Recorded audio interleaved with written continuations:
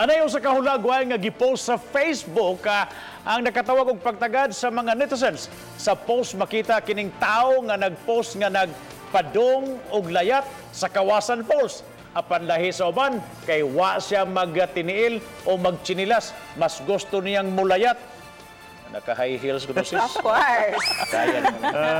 Siya my gosh. si Randolph Balmoria, usa ka online content creator nga nagbase sa General Santos City. Matod sa 21 anyos nga si Balmoria, una niya kadtong pagsuroy sa Kawasan Falls. Sa pangutana nga nung nag-heels siya, gipasabot ni Balmoria nga hilig na gyud niya pagsulob og high heels.